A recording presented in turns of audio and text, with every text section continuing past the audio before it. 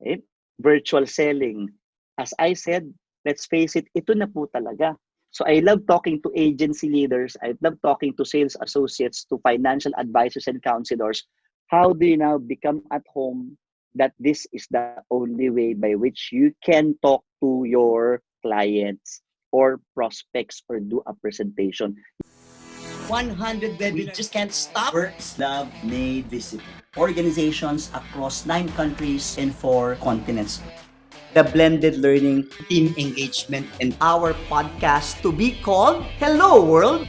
Talk about habits of excellence, hustling in this VUCA world, entrepreneurship, lessons in running and managing a business, leading people, creating that vision, communicating effectively, have that right attitude, right mindset, the right outlook, no matter what happens around us in life. Great work.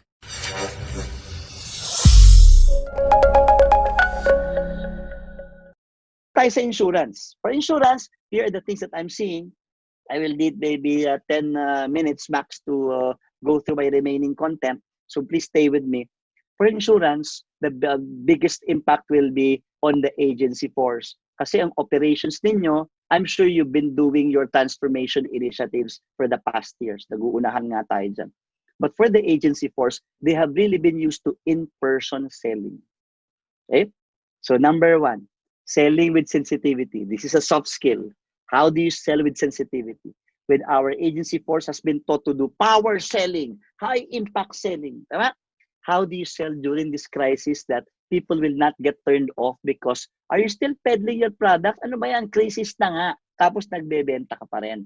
Meron tayong mga tinuturo dyan na mga soft skills or choice of words selling during crisis. Next one. Remote selling. Virtual selling. As I said, let's face it, ito na po talaga. So I love talking to agency leaders. I love talking to sales associates, to financial advisors and counselors.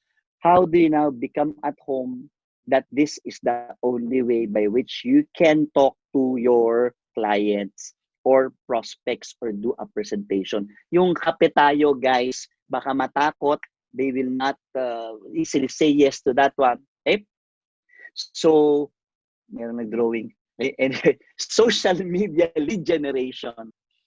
Gone are the days when you have to list down your KKK.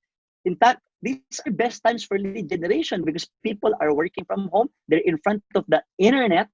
Okay? And they would always have their social media accounts.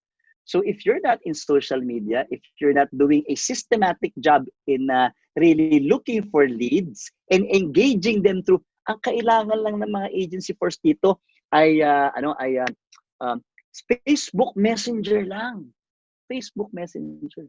Okay? But they have to write a lot of content as well. Kasi hindi lang product pushing. You have to write top 3 tips to ensure to build your emergency fund.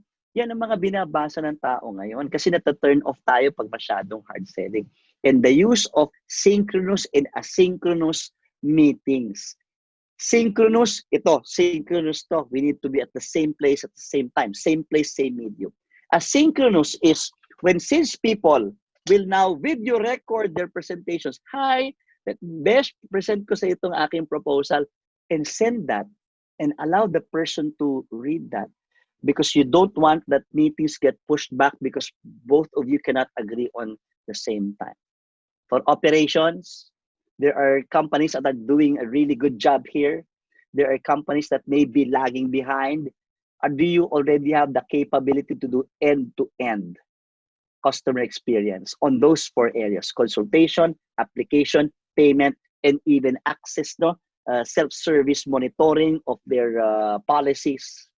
And the last one there for R&D, given this pandemic, and people are asking, covered ba?